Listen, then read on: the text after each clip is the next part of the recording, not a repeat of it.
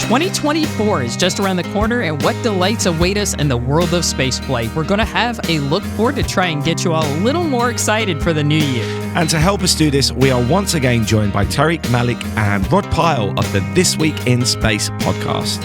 If we miss anything which you think we need to know about 2024, let us know via our social media pages at Space and Things Podcast on Threads, Instagram, and Facebook, or via the contact form on our website. And please consider joining us over at patreon.com/Space and Things. But right now, it's time for episode 174 of the Space and Things podcast. Oh my God! Unbelievable, but it is right this time. You're listening to the Space and Things podcast with Emily Carney and Dave Giles.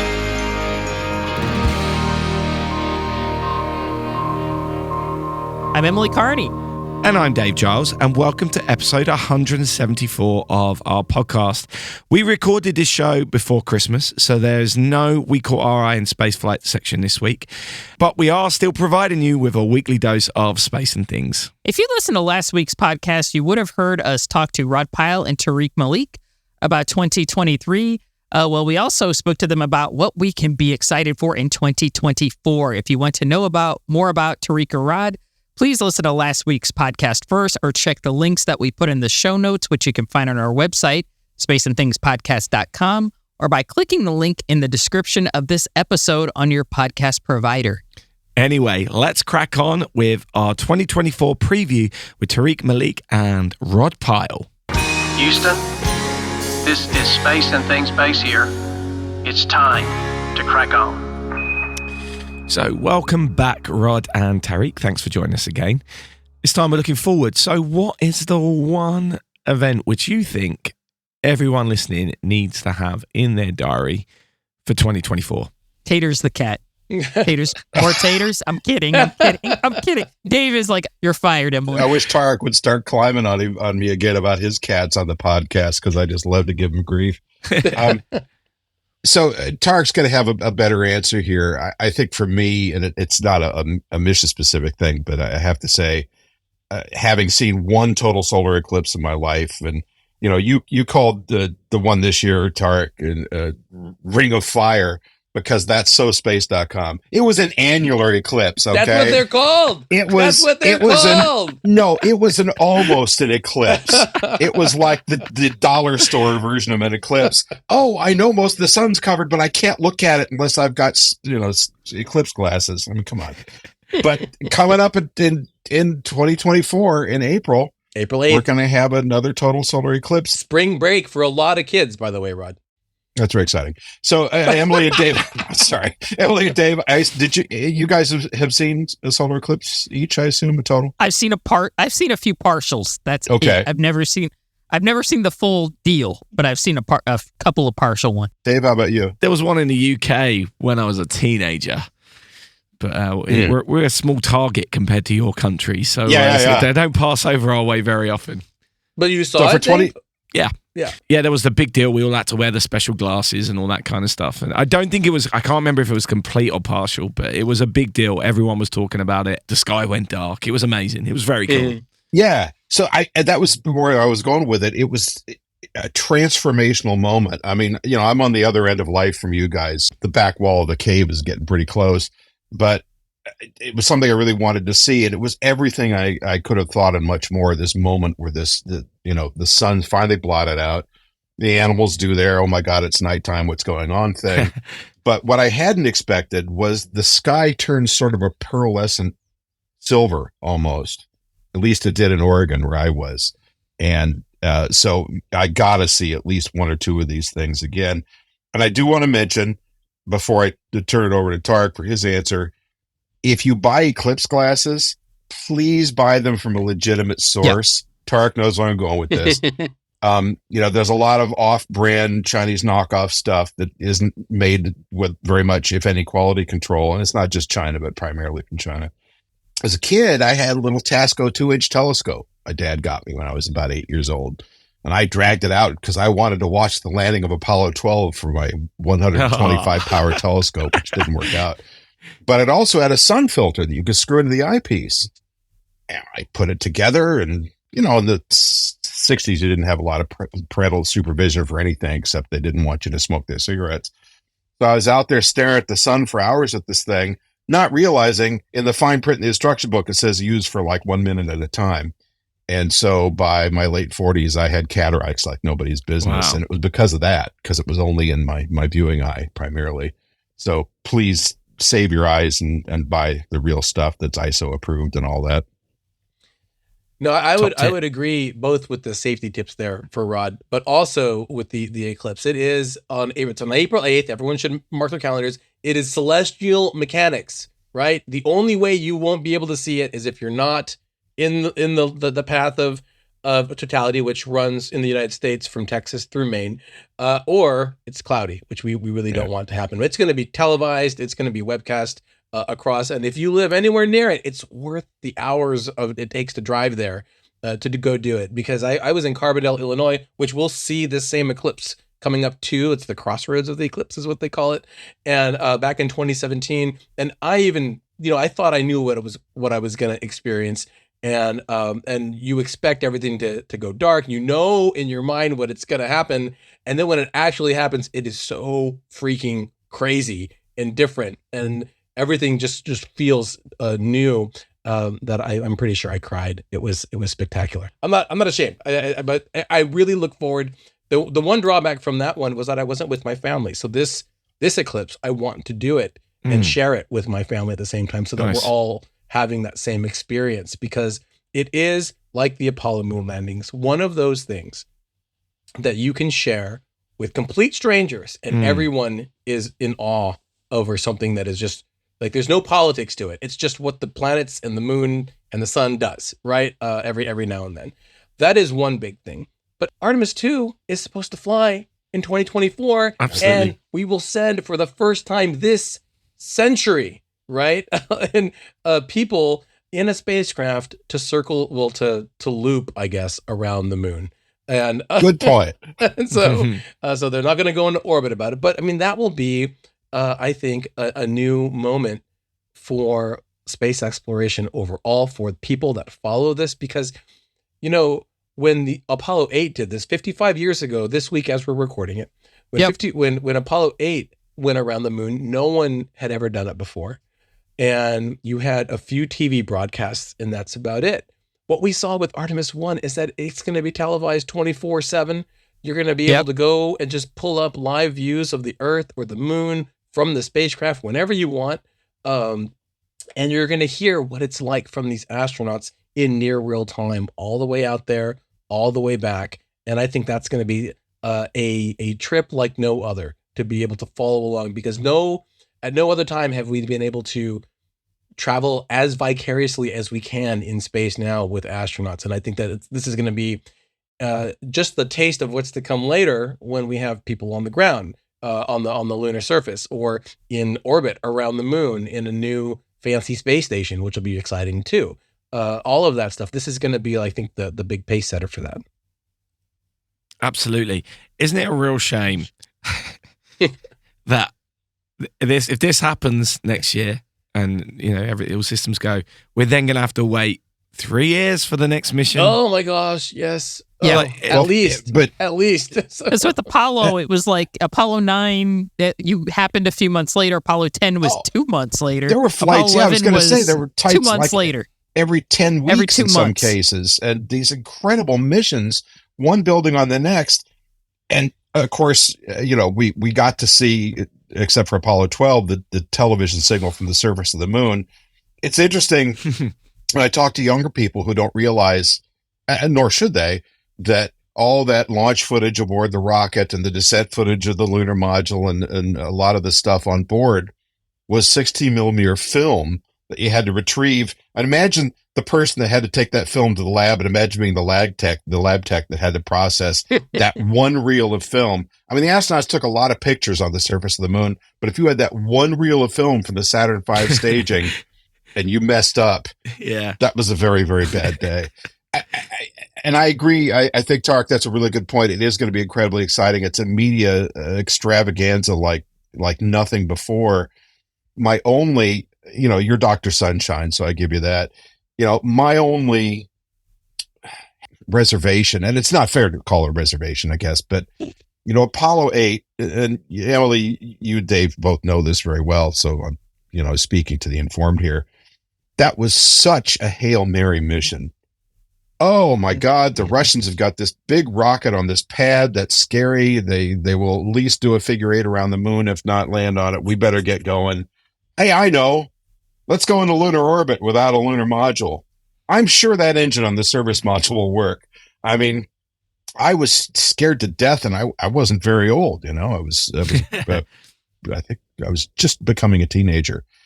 And the idea that the service propulsion system could not fire up and park those guys there scared me to death. And I remember as a kid thinking, I must be too young and stupid to understand that they can go out and light a match or something and get that thing working. I know it's hypergolic, but you know what I mean? So, I'm really excited about the Artemis mission. And you're right, Tariq, it's going to be just the kind of footage you've never seen before. I mean, it's going to be, I don't know if it's HD or 4K. Because NASA used to be. They're probably going to try to catch as much as they can all the way 720, through. So. But yeah, I suspect it'll be at least 1080p. So that'll be incredible. I do wish they had designed the upper stages of the rocket in such a way that they could go in lunar orbit. But hey, at least they're going. Yeah. But to Dave's point, this delay between major missions, part of it's the cost of the SLS, and part of it's just the way they set the program up this time, and part of it, of course, is delays with the lunar lander. And let's not forget the EVA suits. Yeah, the spacesuits. Don't forget the spacesuits. Our newest spacesuits date back to the 80s. Oops. Pressure suits are newer, but in terms of EVA suits. But there's a lot of other really exciting things. I mean, Polaris Dawn, we're talking a lot about spaceflight, and I think that's because we are spaceflight people. But Polaris Dawn is going to fly in 2024 sometime. Right now it's pegged for April. That will be exciting because it's a SpaceX mission, but it's a private mission. Jared Isaacman's second booked flight, the first private spacewalks in new EVA suits. Right, that's something that hasn't been done before, and that can set the stage for what might be a new economy for space tourism, if not private, space construction and whatnot. Because we're expecting to see new modules for private space stations in the years after 2024. And we may hopefully finally see astronauts fly on Skyliner as well, which, say what you will about Boeing and what's going on. That will be a milestone too. And, Sunny Williams, the astronaut, she's been waiting a long time to fly that mission. So it'll certainly be a milestone for Boeing. Look, it worked. Emily, have you guys had Jared on the podcast perchance? We have not. He's a bit of a get. So we had him at the NSS. We had him speaking at the last International Space Development Conference. He's like, I'll speak at the dinner. And you want me to talk to kids? I'll talk to kids. I mean, this guy was rocket Jesus. He was amazing. He was so giving and kind and genuine. And it was almost like you're kind of waiting for the other shoe to fall. Nobody's that kind and generous and nice in spirit, but he is. He's just one of those guys with that kind of weird glow around him. And I just thought he was remarkable. So I'm really glad you brought that up, Tariq, because it's what he's doing is extraordinary. And the fact that first mission, the way he wound that in with St. Jude's Hospital, again, there's another one of those, have I got something in my eye moments, and I was writing about it. Yeah, absolutely. I feel like you've been writing about this kind of stuff for a while now, but I think these private missions, Axiom have got Axiom 3's coming up, and they're really ramping up their missions, and there's plenty of things going on. There's plenty of new rockets as well we've got coming up. Are we going to see New Glenn? Mm-hmm. Yeah, that's another one, right? Vulcan is set to fly January, this year. You've got Relativity Space hoping to make a successful flight into space, but there's a lot to come. A lot of new stuff. Astra might make a comeback. They're in refinancing. Astra was the rocket that went and took a stroll, right? Yeah, the one that went sideways on the pad. Yeah, that was the weirdest thing I've ever seen. And Firefly is steadily ramping up. I mean, they're doing like a space responsiveness launch just this week for the Space Force. So there are a lot of things to come in 2024. There is one non-space flight thing I wanted to let you know that is another assured thing. And that is, you're not going to talk about your video game habit, are you? No, Rod, that's a whole different thing. Okay. No, there is a quote unquote devil comet that is coming to Earth in the spring. And this is Comet C 2023 A3. And I'm going to get this wrong. Shan Atlas. So I'm not sure how to pronounce that name there. But this is a comet that was discovered this year, and it's on a trajectory that's going to bring it by Earth in the spring, close by. And it's so large, it's like the size of Mount Everest, that it might actually be visible to the unaided eye, which is always extremely exciting. And some estimates say that it could even outshine the stars in the night sky, which would be insanely bright if it pans out. And I'm really excited because, like the solar eclipse of April 8th, this is something that is going to happen unless aliens knock it off course, right? This comet is going to swing by our planet, and we will hopefully be able to see something that we haven't seen since '86, when Comet Halley flew by, or Hale-Bopp in the early aughts, maybe even Hyakutake in the 90s, which I got a chance to see from the beach of Malibu, Rod, at night. It was a really weird green comet. And that's cool, but it's Comet Halley, please. Oh, pardon me. Not Haley. There's no I in it. So I'm really excited about this one. The most recent images are from like February, when they confirmed it from the Atlas telescopes. But we don't know if it's really going to be something that we can see or not. It'll be closer to the sun in September of 2024, and then it'll start swinging out. Will it survive? We don't know. Will it be a big spectacular comet, or will it be a big fizzle like was it Kahutek, right? Yes. Rod, that everyone got excited about. That is the comet of the century. Not a comet. Oh my God! Wait, where is it? So we'll have to wait and see. But I really get excited for those comets when we know that they're coming, because we can anticipate them. I traveled all the way down to the bottom of Mexico to see Halley's comet, the Comet Halley, excuse me. And we were standing on the beach in pitch darkness down south of, this town was called Puerto Escondido. It was supposed to be a resort town, but it was one of those things that happens a lot down there where they built 2/3 of it and then shut it down and walked away. So it was dark. It was very dark. And it looked like a Q-tip at 10 paces. It was not overwhelming. Do we have time for one more weird story? Because I want to get your guys' reaction to this. So Avi Loeb, our favorite kind of wacky astronomer, this year got out to Papua New Guinea and picked up the little bits of his meteorite that we think came in from an interstellar trajectory. And I just am fascinated to watch how he does what he does. So here's a guy that's a former chair of the Harvard Astronomy Department. He's not now, but he's still on faculty. And, we, of course, got to know him when Oumuamua came through the solar system, and he said, I think that's an alien machine. And people in his business went, blah, blah, blah, what? And he built this case. And, it was interesting. I don't know how compelling it was, because I'm not an expert in that area, but it was certainly interesting to hear him build his case. And it reminded me, watching him, I have a couple of feelings. One is it's a little bit like going back, and I don't mean this to be unkind at all, but it's a little bit like going back and reading Percival Lowell's books from the late 1890s, early 1900s. And Lowell, as I'm sure your listeners know, was all about canals on Mars, advanced technology. They're digging canals from the poles to the equator to water the plants during the summer melt and all this stuff. He was convinced there was an advanced society on Mars. If you read his books and look at how he worked that chain of logic, it makes sense for what they knew at the time. Now, of course, we know better. So when I listened to Avi come out with these press releases, and I worked with this guy briefly back in 2015 when I was writing for Caltech. I mean, he's a brilliant guy. He's very reasonable. At least at the time, he was not conservative, but fairly staid. And then Oumuamua happens, and we get to this thing with Papua New Guinea where they run this magnetic rake along the ocean floor, pick up some what look like BBs, and within a couple of days, he has a press release out that basically, and I'm paraphrasing, obviously, basically said, look, alien technology. And you just don't do that in science, because you're going to get slayed by not just your critics, but even people that are on the fence about it. And you certainly don't do that when you're the chair or former chair of the astronomy department of one of the most respected universities in the country. So I'm puzzled. Do you guys have any thoughts on this? Because it's a real head scratcher to me why he would go this direction and jump. Oh, excuse me. One more thing. I just got a press notice that I'm sure Tariq got too. The documentary, Tariq, did you see? Yes, did you see yes, the? I saw. This documentary coming out. It's basically UFOs and cats. What's the truth?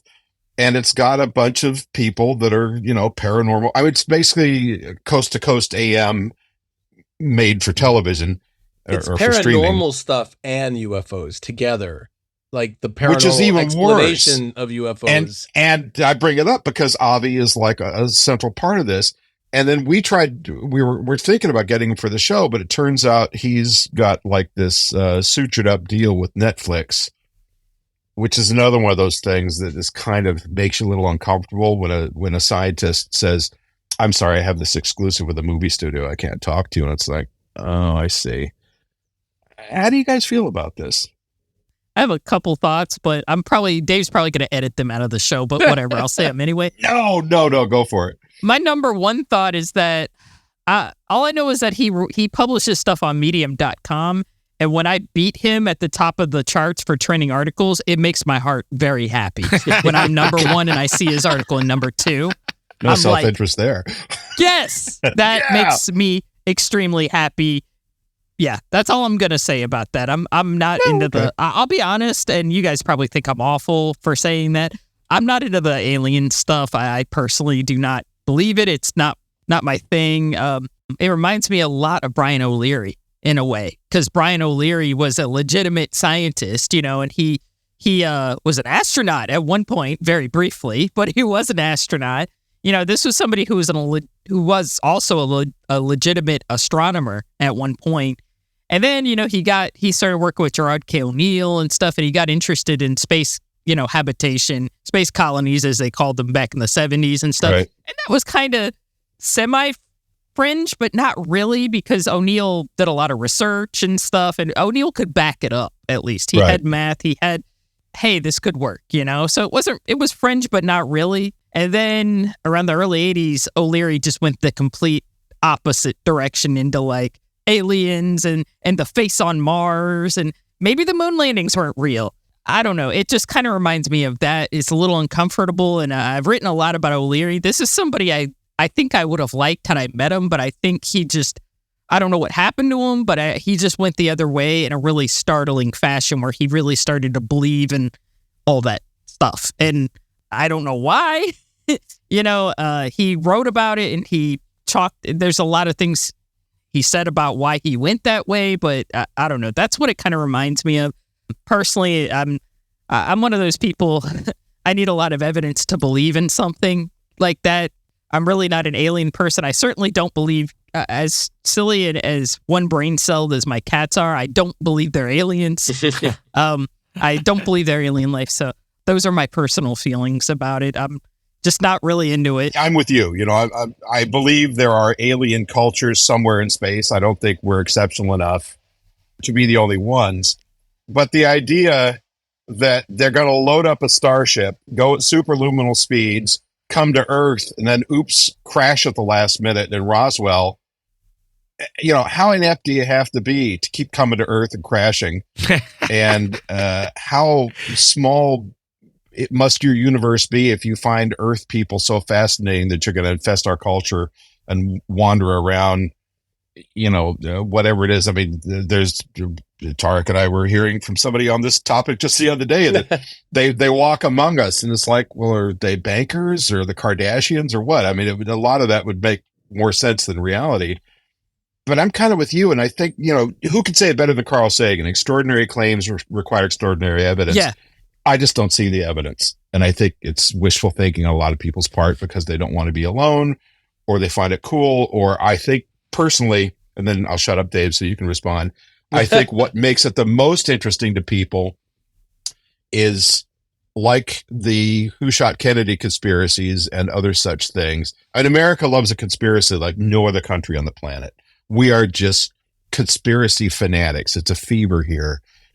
Why is that? I honestly think, and call me a little contrarian and perhaps elitist, but you don't have to go get a PhD in conspiracy to get on the internet and start spreading the word. All you have to do is read some wacko websites, read a couple of Richard Hoagland's books about the face on Mars and all that BS. And the next thing you know, you're an expert and you have an opinion, and Dave Giles is an alien. And there you go. You're not far wrong there. I've been an Englishman in New York. Does that count? Technically. That took me a while. I'm sorry. Have you ever seen, or did you remember when, I can never say his name, Joaquin Phoenix, the guy who played Johnny Cash in that wonderful movie, Yeah. when he suddenly announced that he was going to release a hip-hop album, and he created this whole persona of hip-hop, Yes. and then it all turned out that it was all part of a documentary that was going to similar to this like Netflix kind of like, actually it wasn't real, I just was playing up to this thing just because we Performance were art. making, Yeah. That was weird. Is that not what this could be? Or I mean, I don't know. I just don't know how to take this guy. That's my thought process. Is this genuine, or is this just him? It's trying got to to be. I mean, first of all, when you're in his position in life, how many people have we seen at that level, maybe other than Elon Musk, deliberately turn around and pour gasoline on their career and toss a match? So that's part of it. And the other part of it is, and I only interacted with him briefly on this one article, but he convinced me truly that he does believe this, and he feels he believes it for a lot of very profoundly sound reasons. And again, like Lowell, when you hear him say it, you go, oh, I guess so. And he's a really smart guy, right? So I'm kind of awed by people like that. And I go, yeah, well, that kind of makes sense. And then the next morning you wake up and go, wait a minute, what was I drinking last night? So I think your point's really interesting. And I hope it's not for money. I'll just say that. I would just point out, Rod, just to be a little contrarian, that the science world does need voices like Dr. Loeb to explore different things, because without it, we'd still be thinking that Earth was the center of everything, right? And we would think the sun was the center of everything, and we wouldn't be embracing all those new things. I think there's an important place for that kind of science. So there is, and I think you're absolutely correct. I would not push back on that at all, except up until maybe the last couple of years, I cheered him on for that, because it's like, you go, man, you turn around. You push back and you say, wait a minute, we have to consider this and that. It was that press release right after finding the nodules off of New Guinea that I thought, this has crossed a line. It was too soon. He said too much. Yeah, I think it discredited him a bit. And I'm sad to say that, because I think he's an amazing mind. But then I heard about the Netflix deal and I thought, okay, now this is starting to make a little more sense. Cynic that I am. Oh no, I like cynicism. I think it's important. I'm your guy anytime. Yeah, there you go. There you go. Is there time for like a shotgun list of like other things that are really exciting in 2024? Please. At all? Yes. So I just wanted to point out really quickly that there's a lot of things that are happening in the space. Is that redundant to say that? Anyway, a bit. that we should all be looking out for, because there are no less than 1, 2, 3, 4, like at least 4, if not 5 private missions to land on the moon in 2024. Mm-hmm. 3 of them were slated to land in January, although I think that the schedule is changing. And one of them is fueled. The Peregrine lander by Astrobotic that's going to launch on the Vulcan rocket is fueled and like ready for launch. That's going to be an exciting moment. So by the end of the 2024, a private company will have landed a mission on the moon, if not multiple missions, because Astrobotic has 2 on the books. And I think that's going to be a sea change in terms of access, not just to space, but also to the moon for future things. NASA has payloads on some of these private landers. The Viper rover, for example, to explore the southern pole of the moon to look for ice, is on Astrobotic's Griffin lander, which is a bigger version of what they're doing. You have Japan's Martian moon exploration mission launching to the moons of Mars in September. The Europa Clipper mission will launch to Europa. I've seen it at the JPL clean room and it looks amazing. Cool. And this time next year, it will be on its way to that subsurface ocean to see like what is up there. And I just wanted to kind of highlight, those types of things. Europe wants to launch ESA wants to launch the Hera mission to the asteroids Didymos and Dimorphos to find out what happened after we smacked it with an asteroid. We didn't talk about that either, but we did that too, right? Yeah, that's right. So I mean, there's a lot of really exciting things happening, and it showed up in For All Mankind too, as Dart, which right. I thought was a spoiler for the latest couple episodes, but it did show up in For All Mankind, which I thought was really cool because I was like, wow, that's sort of a nod to what we actually have done already. But I think it's cool that they shifted it up about 20 years. I thought that was neat, which would make sense in that reality, but I thought that was cool. Well, and that's another big selling point for All Mankind, because as fans of that show know, like everything happened a lot faster. And I think that's the speed that you and I would like to see today's space exploration efforts go, because we should be on Mars from now. It still shouldn't be 20 years off, because it was 20 years off when I was a kid, and it was 20 years off when Rod was a kid, and that is extremely frustrating. So I was being told it was right around the corner when I was a kid, like, 10 years we'll be there easily. And I'm like, what? Book your Pan Am trip to the moon, right? Now it's, roughly 40 years later, and we're still not there yet. It's unbelievable. I mean, we've had, of course, rovers and stuff like that, not discounting, robotic missions, which are still awesome. But still, we haven't had people there yet, but we'll see. Well, there was some guy who was saying he was going to send people there in 2020. Who was that? Oh, I remember. He bought Twitter. Never mind. I'm sorry, Dave. Go ahead. Well, priorities and all that kind of stuff. Twitter's much more important. Well, I'm really glad you brought that up, Tariq. I think those missions are really important. I've got them on. I had actually had that list written down. I'm really glad you went through that. I think they're really important, and we always get excited about these planetary missions. And this year has been one of those years where we've seen good announcements and bad announcements on this front as well. As much as I'm really excited by Artemis, to bring it full circle, I do worry that Artemis is eating the budget out of all the plans that are, some of them made, and some of them are good to go projects that we can't seem to get funded at the moment.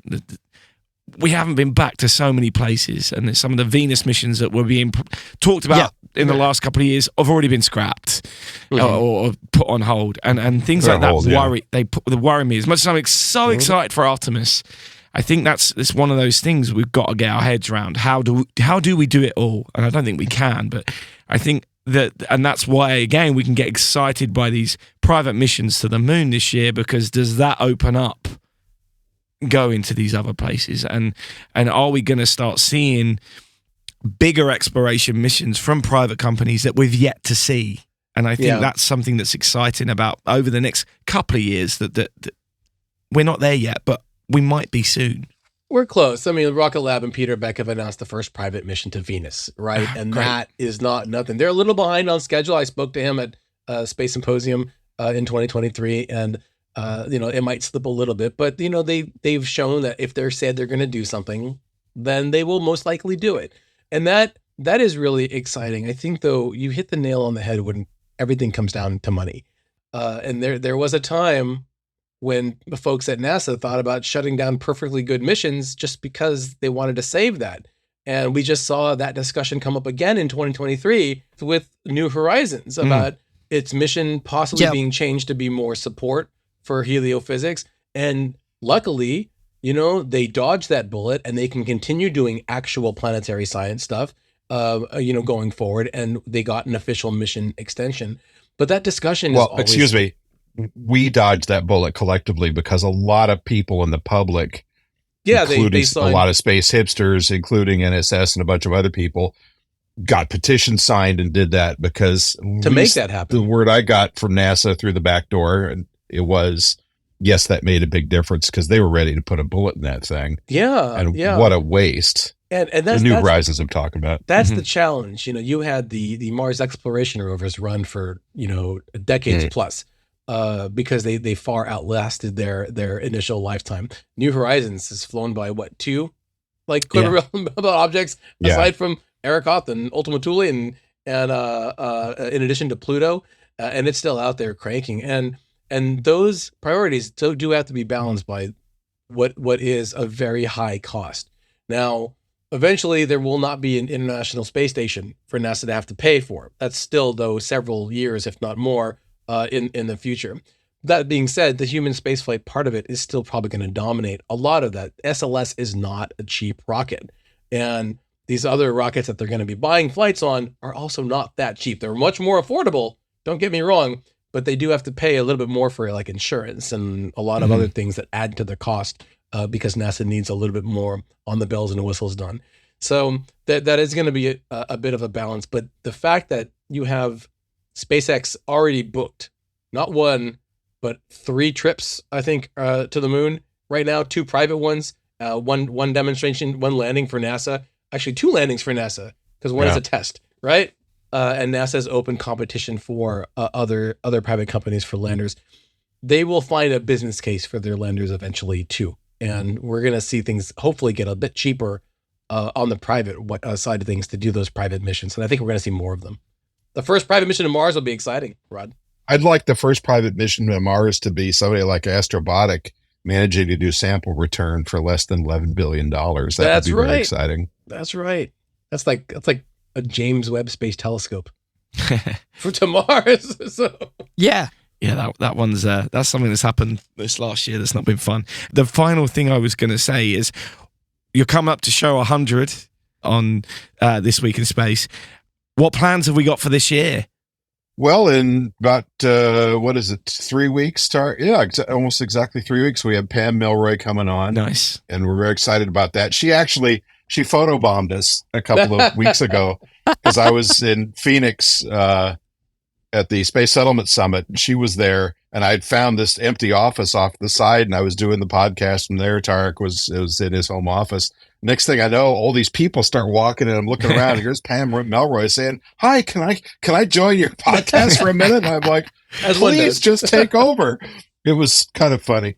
Who else do we have? We actually don't book the guests that far out. We've got Steve Fentress coming back. He's an astronomer, and he's written a couple of books on astronomy for the common person, I guess you'd say.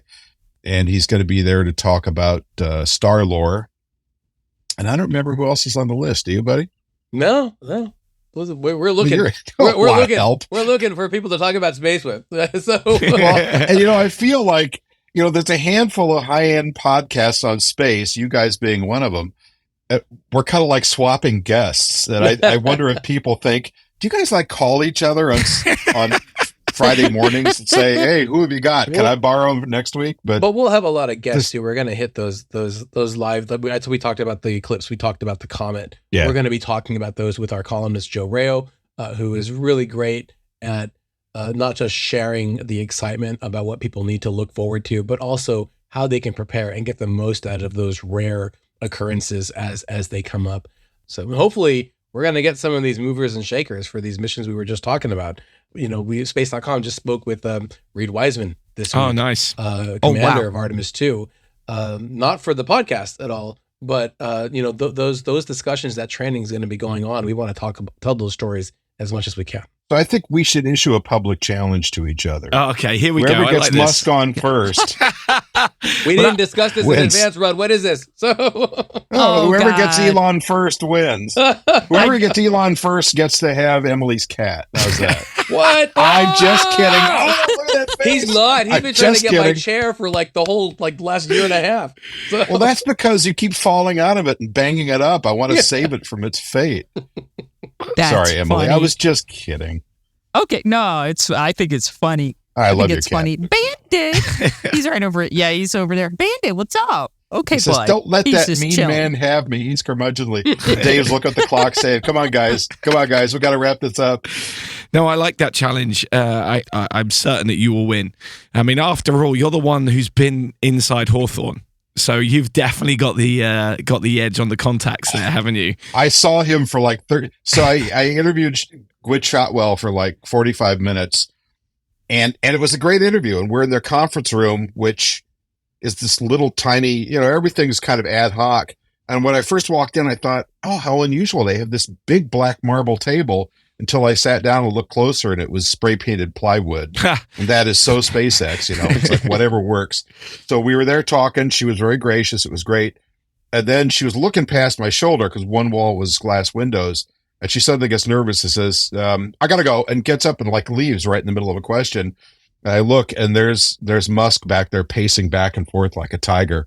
He had to like grab somebody and do some, he didn't yell, but some informing, some managing.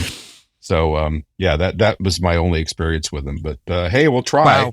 And the other one I want to get is not necessarily Jeff Bezos, but I want to get somebody from Blue Origin.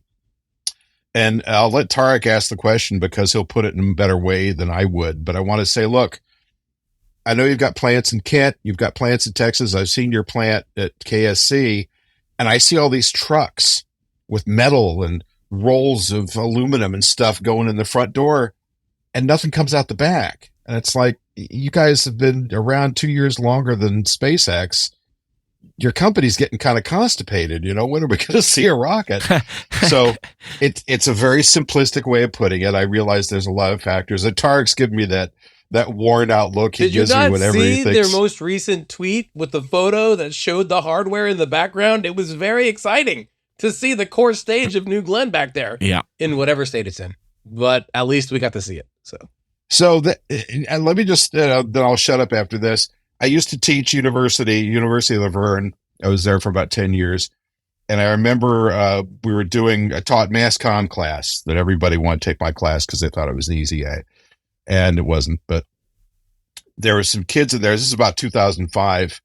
And I was showing some footage. I think we were doing a unit on propaganda film. And after it was over, one of the kids raised their hand. And I said, yes. And he said, what year was it we landed astronauts on Mars? Because he had seen so many simulations of it, including some of NASA's very, very good CGI, that he was convinced that it already happened. So I'm convinced that what you saw was probably CGI rendering of that rocket stage. But maybe not. You're the journalist. You're the expert. I defer to you. Stop looking at me like that, Tariq. I know that look. Like somebody shut Rod up. Somebody give him his medication. Okay, well, I wish you all the best for 2024, and thank you very much for joining us and talking through last year and what we have to look forward to. But let's do this again. This was a lot of fun. This was awesome. Thank you. No, thank you for having you guys. Space and Things podcast, launching from your favorite podcast platform every Thursday. We didn't mention this last week, but we should have done. Rod and Tariq are amazing. I know we mentioned that, but what an honor it is to have them on the podcast, right? Yes, it is. Yeah, they're both really amazing people. I know I've known Rod forever, and he's a wonderful person and an amazing editor. I've written some articles for Ad Astra. And Tariq, of course, is somebody I really look up to as well, just with space.com and everything he's done. So yeah, they're spectacular guests. And I'm really, really humbled that they're on the show. We have some guests that I'm just like, how do we get why are they talking to us? Not that, we don't deserve that, but sometimes I look at our guest lists and I'm like, dang, like these are really amazing guests. Just blows my mind that we've gotten to talk to so many awesome people. So absolutely, I do feel the same way. I mean, I listen to their podcast, so then to hear the two of them having their repartee during our thing is really cool. It's like, oh yeah, this is happening on our show. This is amazing. This is really cool. So yeah, I just wanted to bring that up because I don't feel like we talked about how exciting it is that we have these two with us last week. And it is cool. I'm very, really happy we managed to have them on there. And that was a really interesting conversation. I am really happy that Tariq pointed out things like the Europa Clipper mission, which is happening. Yeah. And went through that little list of other missions that we've got to look forward to. And the three missions that land on the moon that are from private companies this year. Yeah, next year. It's so cool. It's such an amazing time to be alive. Yeah, we're kicking right off with the Vulcan Centaur launch. It's supposed to go. I say supposed to because, of course, rocket launches are always susceptible to change. So I don't want to say this is 100% going to happen on this date, but it's scheduled for January 8th. For me, watching that thing. I'm hoping it lands. Obviously, I'm not trying to jinx it, but landing on the moon is not easy. If it was easy, everybody would have been able to do it. It's not the same as landing on Mars, but there have been people who've tried to land on the moon and Mars who haven't quite made it. And it, if it was, like I said, if it was easy, everybody would be able to do it, right? So I will be biting my nails during that one. I really hope that's a success, because I think if that's a success, that's just going to open the door for just tons of cool stuff on the moon. All of a sudden, it means that, not only NASA has to go to the moon, we can have private companies going as well, conducting maybe their own research or their own things. I know there's ethical issues aside from that, but that could be a whole other episode of getting into, the space treaty and who owns the moon and stuff like that. But go and look exploration of the moon up on Wikipedia, right? Do a very basic search of it. There really haven't been a lot of moon missions. There hasn't been a lot of lunar exploration. That's our closest satellite, our closest natural satellite, I should say, and it's like, to me, if that's successful, that's just going to blow open the door for a lot of things.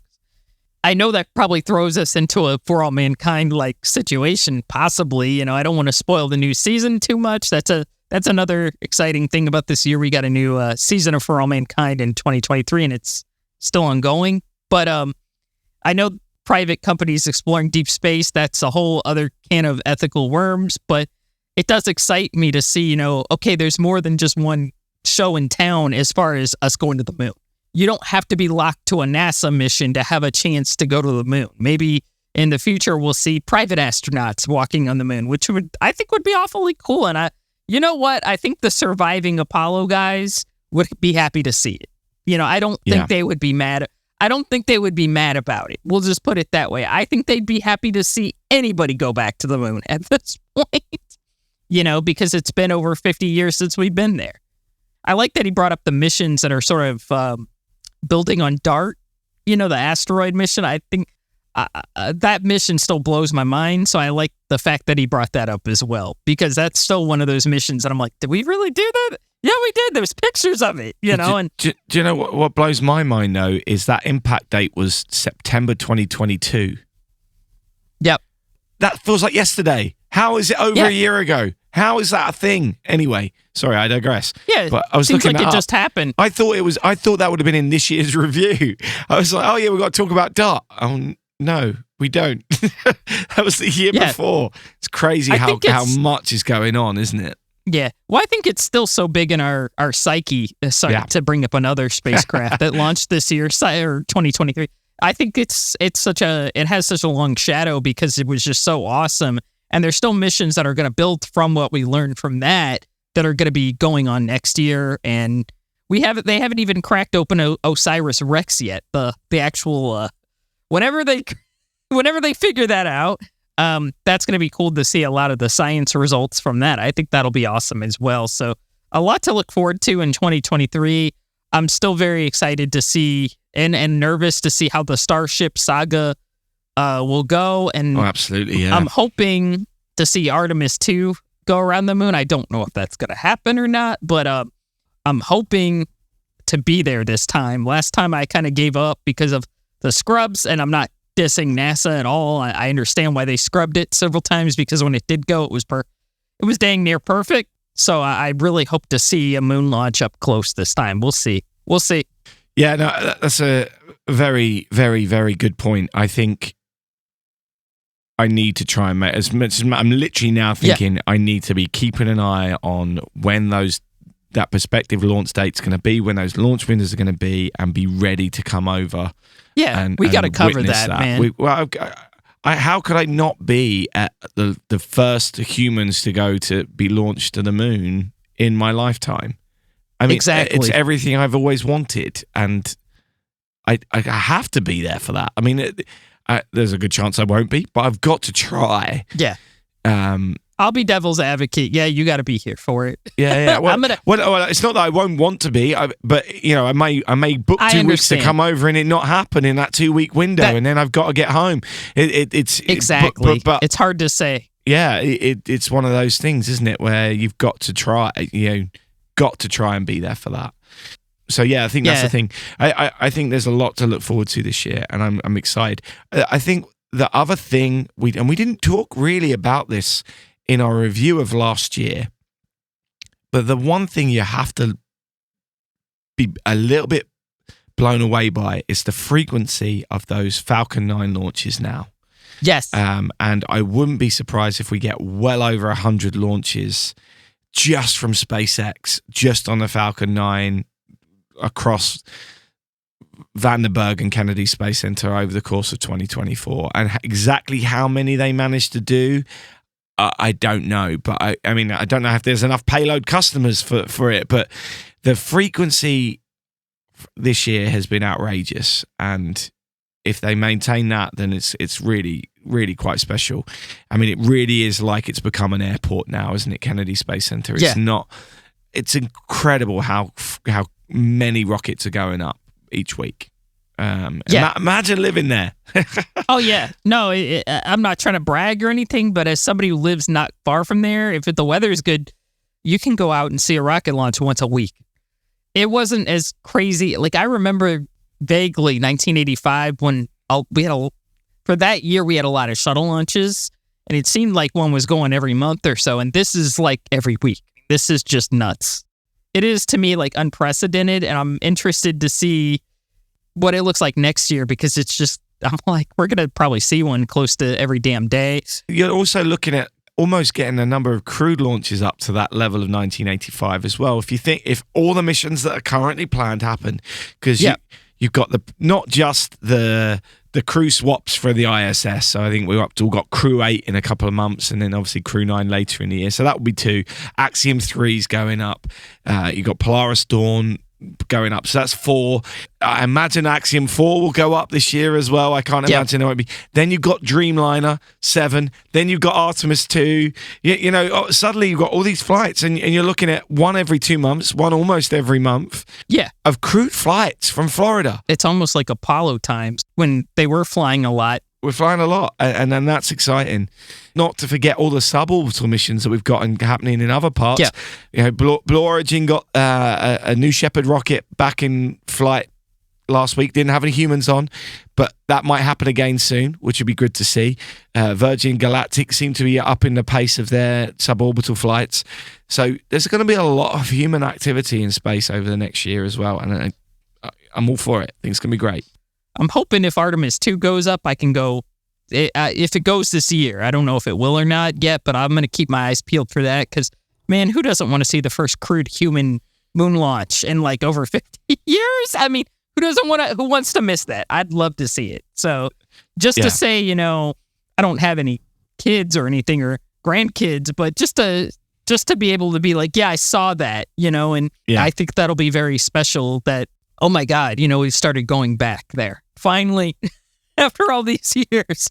After all these years. After the moon's not haunted, y'all. We're going back. Just changing the subject again. I'm also excited to see what books come out this year. As we all know, I love a space book. Last year, we had so many great books. There were some wonderful space shuttle books, and I wonder what the direction of traffic will be in terms of books this year. And how many we're going to get. I love a space book, and I'm almost running out of space on my shelf, actually, and I'm going to have to get excited. a new shelf.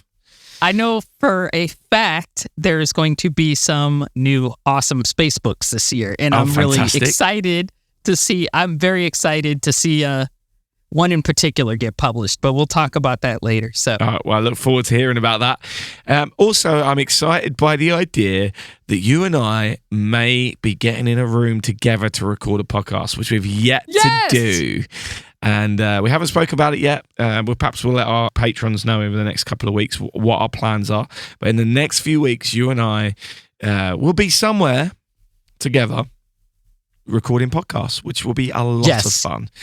So that's another big 2024 ambition. Get some more stuff like that done, and hopefully have a really good year with the podcast and lots of exciting things to be talking about. So I'm excited about it. Before we wrap this up, I just want to bring up there are going to be some cool space history anniversaries in 2024. The first one I can think of is I think it'll be the 40th anniversary of the first untethered spacewalk. Nice. Which is STS, I think it was 41B in 1984. So that's an anniversary.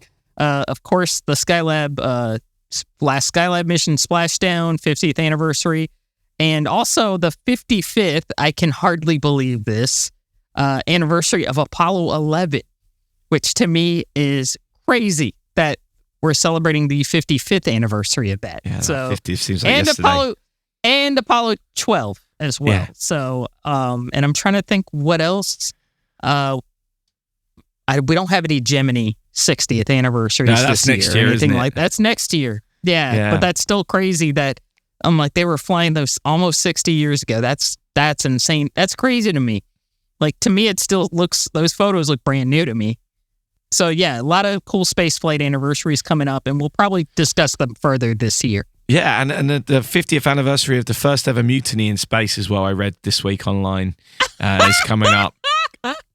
Yes, it is. December 29th. I think the day is December 28th or 29th. Oh, so there we go. That they pinned it on, which is hysterical because it's the day this podcast comes out.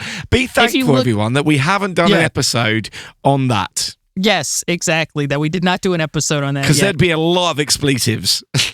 Oh my God, that whole episode would be like have an E on it, like not safe for kids. Do not let your kids around this one. Parental advisory. Please do not let the children around this one. Yeah. No, this week is the 50th, or next week is the 50th anniversary as we're taping it of the alleged mutiny that never happened in space. So yeah, that's I should make a post about it just in jest or something, and then put up. I've written a few articles about how it actually never happened. So that would be pretty funny. But yeah, I think they pinned it on a couple days. And it's funny, if you go into the transcripts, nothing happened those days. Nothing. Yes, because they were on strike, Emily. Anything. Like they were just like they were minding their business, just being polite. Like they were standing around a table, and the commander was leading them with a chant: "Strike! Strike! Strike! Strike!" Yeah, Attica. Like what the hell in space? Yeah, and he had a beard and stuff. He was like, that's why they were growing the beards, because so they could look like Fidel Castro. That's why they had the beards. It was absolutely. Yep. Anyway, I'm looking forward to next year. And we may, as I mentioned last week, we may have some vertical launches from the UK as well. So that could be exciting as well. But once again, really pleased that we had Rod and Tariq on. And if you haven't listened to their podcast, please go and check that out. All information will be in the show notes, and if you want to check out the full unedited interview, and it was really fun. We had a real good time chatting with them. It was a long session last week, and this week's interviews both came from that one session of sitting down with them. Please check it out on our Patreon page, patreon.com/space and things. Celebrating the 50th anniversary of Skylab. This is Space and Things. Right, that's it for this year. We'll be back next year to start 2024 with our 175th weekly episode. That's pretty crazy. So just a reminder, we're planning on doing 200 podcasts. We will carry on past that number if we get to 100 subscribers on our Patreon page by that date. So you got 25 weeks. That's about 4 or 5 months. And we're currently on 72 subscribers. So we're a little bit of work to do.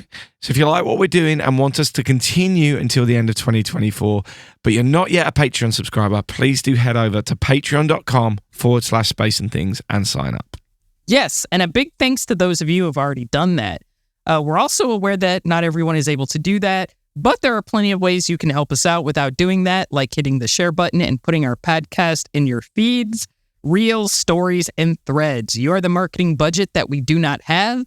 So we hope that you've had a great 2023 and that 2024 brings you a lot of happiness. Thanks for listening this year. And don't forget, in space, no one can hear you me.